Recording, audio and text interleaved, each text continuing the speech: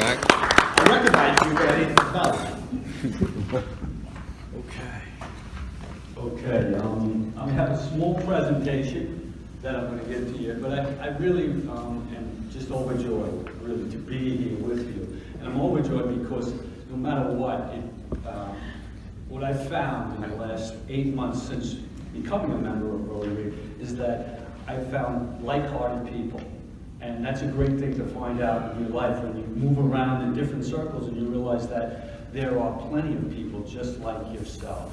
Those people that consider service above self that important, that they take the time out of their day to gather together with others, to plan events, to provide ways to help another person. And I'm talking about just one person. Now, the organization that I represent, I founded in, let's see what comes up. Yeah, I founded in 2017, Critical Needs Support Foundation, CNSF. I'm here to just maybe be a couple of things. One is to make you aware of some of the situations that I'm aware of. Two is to become a bridge between CNSF, and to continue to build a bridge between CNSF and Rotary. Because I noticed upon my preparation for my first presentation before I became a member, that Rotary and CNSF had the same goals. We had the same goals that were clearly communicated on the website. And if you look in the yellow folder, you'll see on the left-hand side, there's just a little pictogram with 2 circles. And it has 6 of the activities, goals, ideals of Rotary, which in turn I found to be the same ideals that I had when I began CNSF and when I began to go to Iraq. CNSF is a 501c3 NGO that was formed as an outcropping of my experience 4 years ago when I went to Kurdistan, Iraq, to help with the Syrian refugee crisis and then the crisis with ISIS and the IDP, or internally displaced people. Well, if you look at that little pictograph, you see promote peace, you see fight disease, all those different items. Well, in each one of those things, I recognized that CNSF was doing those things. And so rather than just promote CNSF, I wanted to promote the idea that these ideals need to be continually reminded. We need to be aware of what we're doing each day. And so each day, I try to make someone else aware. I try to build a bridge, and I also try to encourage. Because in these dull days of August, I know back in my house, it's just as sweaty on Long Island as it is here. It is, it's draining. And being of the personality of service-oriented people, we need to encourage one another. That it is so important, imperative, that we do the work that we're doing. And we do it not only in these meetings, we do it at home with our families. We do it in the marketplace where we work. And we do it in all the community around us. Now, my community got a little larger 4 years ago when I went to Iraq. And what I'll do is I'll scroll through this since my PowerPoint thing is not up. Now, some of us have heard of Iraq, and we have already some ideas about Iraq. We have them based upon news, media, and maybe some hearsay. I'm here to be an eyewitness to you guys and tell you what it is really like, at least on the ground, with the people that they're not strangers to me any longer. I'm hoping to make them less strange to you. The Iraqi people and the Kurds are, as you can see, located in the middle of that Middle East, a powder keg of difficulty for generations. I'm not here as a psychologist, a sociologist, a politician. I'm here as a man, and as a person that is willing to promote peace. And the only way we can promote peace is by getting to know one another. And that's one of the things that Rotary has done for me, is I've gotten to know people that were strangers to me. And yet they were in my community, yet they were strangers. So I was fortunate enough to go to Iraq, and I say fortunate because I live on Long Island in the midst of wonderfulness, just like this wonderfulness here, and I went to this strange place as part of a disaster relief team. The disaster relief team was going to reinforce one of our teams that was there. When I got there, it became evident, quite evident to me, that Kurdistan, which was an area in the midst of, in the northeastern part of Iraq, was a special and unique place. It was a place where Americans were treasured, were enjoyed, were celebrated. Kurdistan is, you know, a secular area of Iraq. It is an area where it is not as conservative. I can walk the streets and people look at me, and whether I'm dressed like this or whatever I'm wearing.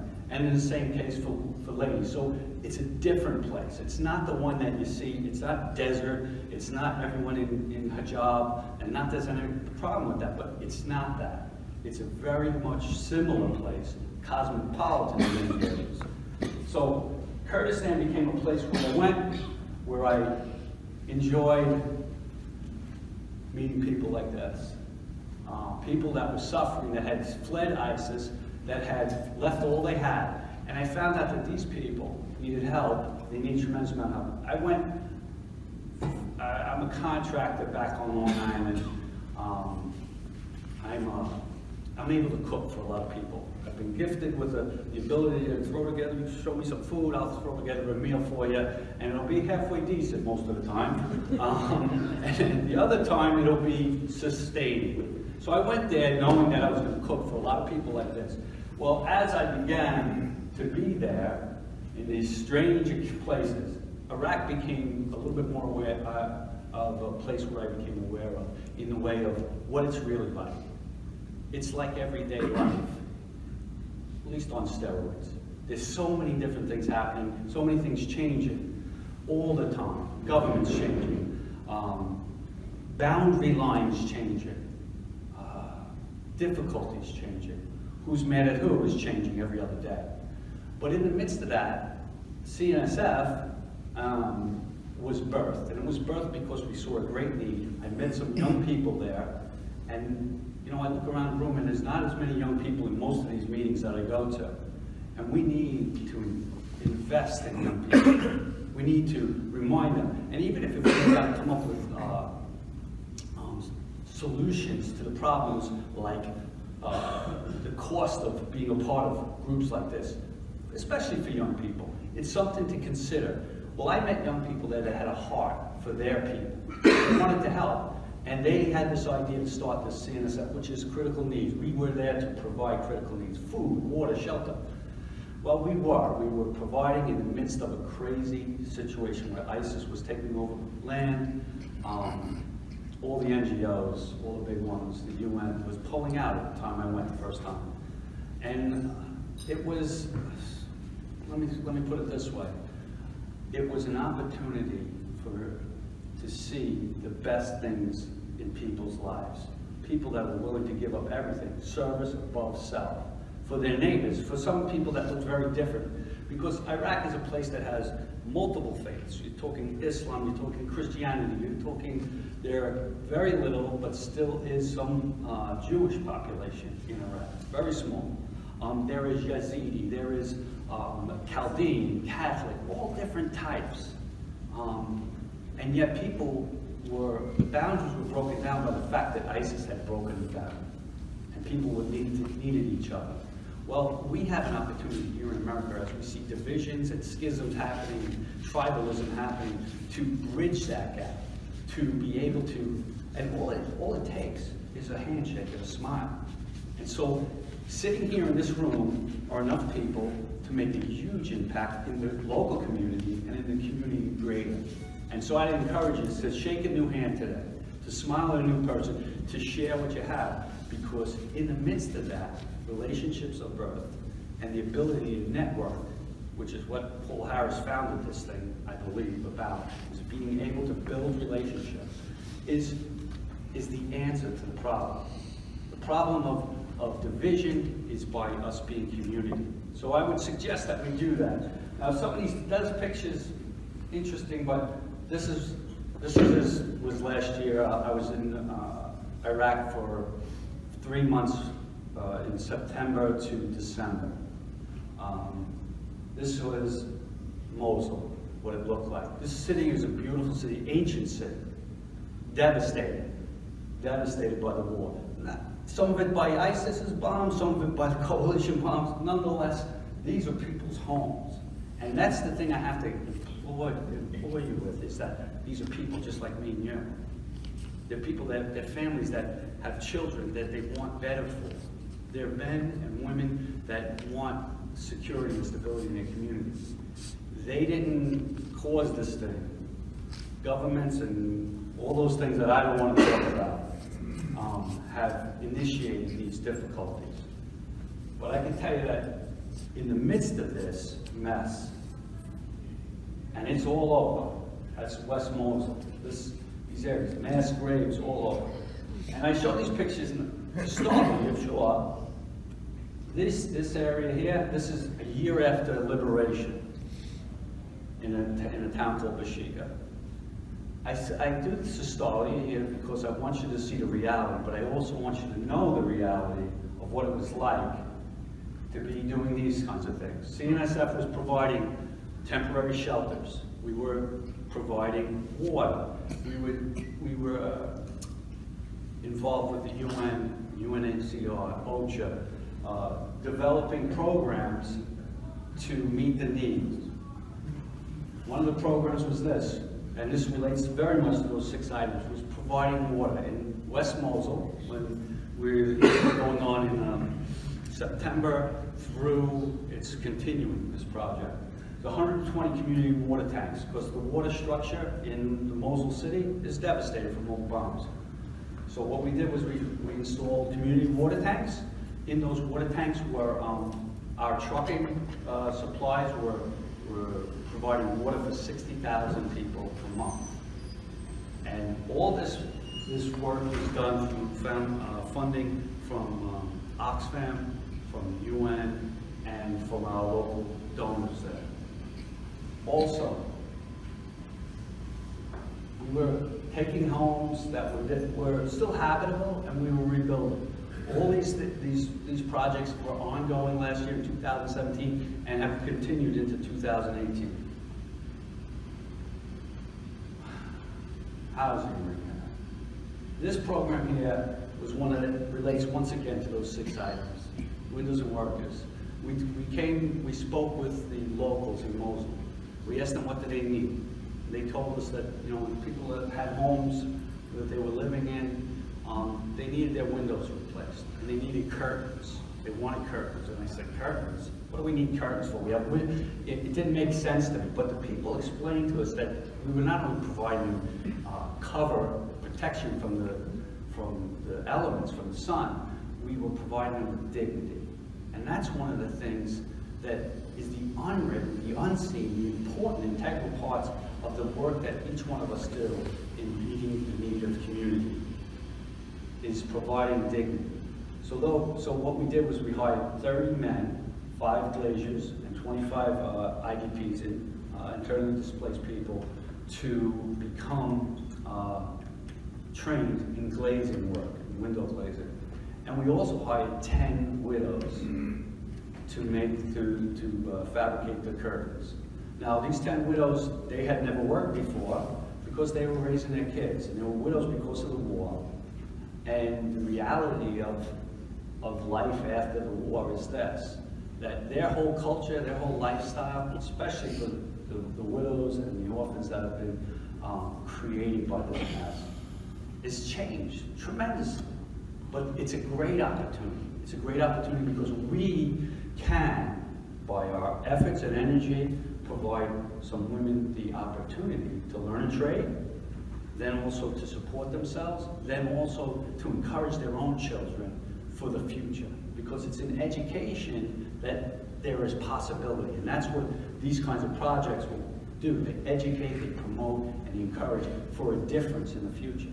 And I think, if anything relates here, is the reality that people need other people to invest in them. And I'm not looking for money from you, I'm not looking for anything but an awareness that the people, when we hear the news on the TV of this bombing and that bombing, that, you know, there's a number of people that are just wonderful people, just normal, regular people, just like you and me, want the same things. So if anything, if we could push those images aside and remember what I'm telling you, that these people were extremely grateful, extremely encouraged, and extremely empowered to do something different for the next generation. So if we help one person today, one person this week, we'll multiply that so that the number of people here can multiply so quickly on those that are willing to do what this motto of service above self is. Because that motto is attractive. It is, it's infectious when people experience it. If you hear it, it may not be as much, but when you experience it, it is extremely infectious. And so, as we look through some more of these pictures, yeah, CNSF is about distributing. We distribute all kinds of things to children, orphans.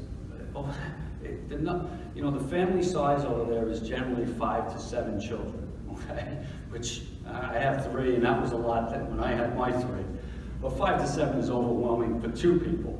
But when you've lost a husband, you're the sole earner. It's almost, it's like an impossibility to imagine how is life going to go on. Well, by doing things like this, we give hope. We give encouragement that there is people that care, and that's one of the main reasons I'm here is to remind us that we do care. That I'm here to be a voice for these people, to let you know that they're just like you and me. They're just like you and me. And they need a helping hand. So we did children's distributions, which some of it's as simple as clothing, some of it's toys, some of it's food. It depends really on the circumstances. We assess each of the communities, we speak to local community leaders, we find out what they need, what they want, and we give them what they need and want. I don't provide through CNSF an American response. I provide a response that is humanitarian, that cares for the heart and soul of each person. It's in the midst of those things that we've done, the widow and orphan, and these are hygiene kits that we put together, that we supply each of the local families of a community. We take one community, we meet with a local leader, we get an assessment of how many people are there, and we provide the complete community with the items that we're giving, so that there's no competitiveness, there's no who's angry about this, who's angry about that. It's just each one gets something. So it's important, and it's things that we've learned through the time that we were there. We also did this last winter, just before I came back in December. We think of Iraq, we think of desert, we think of hot. Well, in some of these areas, like Mosul, it gets down to about 30, 35 degrees. That's not hot. And when you have nothing, or your houses are blown apart, it's really cold. You can't get away from the elements. So we provided heaters and winter coats. I just like to say, and I don't know how my timing is, I think 5 minutes ago. I just like to say that, you know, when I first got involved with Rotary, and it was recently, in January, my sister was a long-time Rotary member, 20 plus years. She said, come share what you're doing over in Iraq. And I did this little bit of research, and I saw how compatible Rotary at CNSF and what we're doing was. And I thought that, you know, I need to let people know that they're not alone. We're not alone. When we sit in this room, it seems like there's not too many in the community of, I don't know how many in your Midland, Wyckoff area. But as one man who went to a foreign place, I accomplished a lot. And I didn't do it alone, I did it with other people. I did it with local people, I did it with people with different faiths, different ideas, different nationalities, and a lot can be accomplished. And for each life that made a difference, I know young men and young women there that they're considering going to college. They're considering moving ahead in their life. And they're not looking to run to America to accomplish their dreams, although their dreams might be realized faster. They're looking to do it there. And that to me blows my mind, because in a place like that, personally, I'd want to go, I'd want to run. And when you see the refugee crises all over the world, you say, oh, this is terrible, what are we going to do about it? Well, what we're going to do is we're going to encourage somebody in our own community about how to develop themselves, how to be a part, and that service above self is one of the most pleasant, wonderful ways to create that experience. Service above self. If anything I could say today, it's that. And to remind you that and encourages that it means a lot to those around you that you're caring for, that you're helping. It means a lot. And even if you don't hear it back, it means a lot. So there's that aspect, and then finally, I guess I would like to say that I'm not here for money. I'm here for your thoughts, for your prayers. I'm here for you to know that CNSF exists. Right now we're doing forage drives and shoe drives on Long Island and in upstate New York. I'm just about ready to ship a container of goods over. Next Tuesday we'll be packing the container and sending it off. Those kinds of things are wonderful. Sometimes in these kinds of settings, I meet somebody that this area might be piqued and interested. Contact. There's things that people can do. There's goods that maybe somebody can connect me with that I will send over there. They need lots of things. More so, they just need people to be aware that they're not strangers. They're not refugees. They're people. They're people. And just put those images aside, the desert and the bombs and all that stuff. And just remember that they're just like your neighbors right next door. And help your neighbors. Continue to do what you're doing because it matters. Thanks for listening to my little spiel. I hope it was informative. I will take some questions. Something that jumps out at me, because, we're brainwashed here, they're brainwashed there, yes, about Americans, Muslims, and everything else. Did you ever have that, because of who you are, of what you are, an American, going there, and you felt like hate from someone until they saw your heart?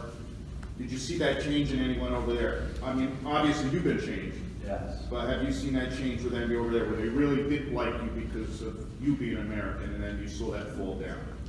There's many places where, because I sat and listened to people, and I don't have any Arabic, I don't have any Kurdish, but people speak and they want to hear their voices. And these are people that, perhaps could easily blame America for the circumstances that Iraq was in.